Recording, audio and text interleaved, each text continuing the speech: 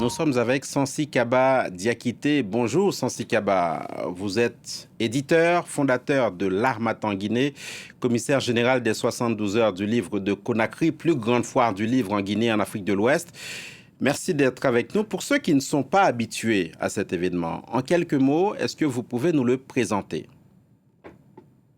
Écoutez, je vous remercie. Les 72 heures du livre de Conakry, c'est en quelque sorte le salon du livre de Guinée. Donc, c'est pour célébrer la Journée mondiale du livre et des droits d'auteur, le 23 avril de chaque année. La Guinée ne voulait pas s'arrêter à une seule journée, donc on en a fait 3. Et 3 fois 24, ça fait 72 heures. Voilà le concept. Donc, pendant 3 jours, le monde de la littérature se retrouve à Conakry pour faire des débats, des tables rondes, des conférences, des dédicaces, beaucoup d'autres choses en in et en off pour vraiment parler des littératures africaines et parler d'écriture en Afrique. L'événement en est à sa 16e édition. Quel en est le bilan jusqu'ici, Sansi Kaba? Écoutez, à la première édition, c'était Sansi et ses amis, à peu près 1000 invités. Aujourd'hui, nous sommes à près de 80 000 touchés par cette manifestation. C'est vraiment 8 éditions des petits champions de la lecture. C'est à peu près 800 titres présentés ici à Conakry.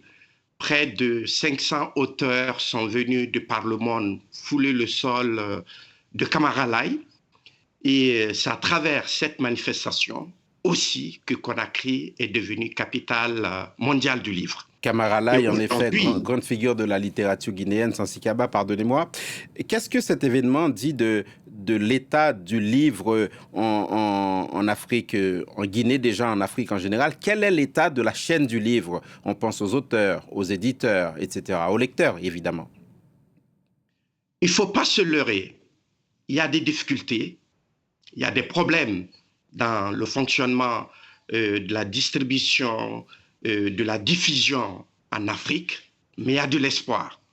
Nous comptons rapidement mettre le marché du livre à Conakry pour qu'on puisse échanger les droits, pour qu'on puisse traduire nos livres dans toutes les langues africaines pour permettre à nos populations réellement d'avoir accès vraiment au contenu des ouvrages. Ça, c'est extrêmement important.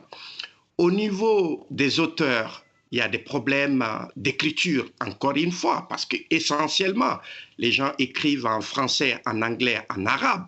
Ce n'est pas des langues maternelles.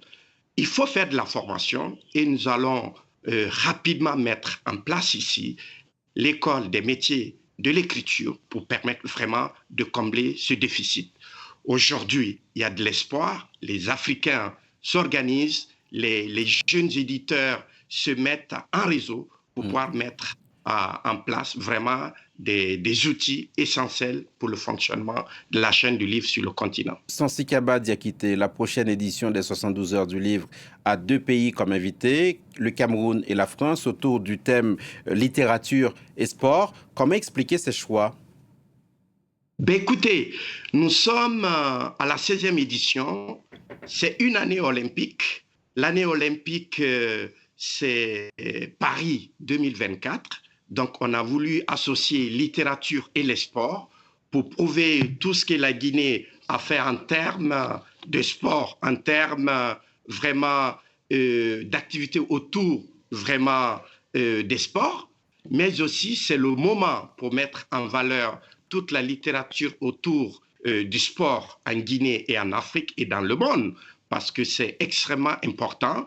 Et nous allons permettre vraiment au sport militaire, nous allons permettre aux Africains qui ont eu à participer à ces Jeux de présenter vraiment les livres qui ont été écrits là-dessus. Et cette année, la 16e édition, nous avons pris comme pays invité d'honneur le Cameroun, la France comme pays invité de marque et la ville de Dinguiraï, ville invitée d'honneur. Tout ça avec le Comité olympique national, le ministère de la Culture, du Tourisme et de l'Artisanat comme vraiment le ministère tutelle, le ministère qui fait les choses avec nous, et le ministère des Sports comme ministère coparrain de cette manifestation pour lier l'Esprit Saint dans un corps saint. Très rapidement, Sancy Kaba, quelle assurance pouvez-vous donner à ceux qui nous suivent que la situation politique en Guinée ne va pas peser sur cet événement? Ben écoutez, nous sommes dans une transition, effectivement. Il y a une réelle volonté pour aller vers le retour constitutionnel. Et moi, je voudrais rassurer les uns et les autres que la culture est un facteur de paix. La culture nous permet de nous réunir. Aujourd'hui, avec les nouvelles autorités, tout est fait pour qu'on puisse vraiment se réunir le 23 avril à Conakry pour célébrer le livre et la lecture. Merci beaucoup, Sancy Kaba Diakité, commissaire général des 72 heures du livre de Conakry. C'était notre invité de ce samedi matin.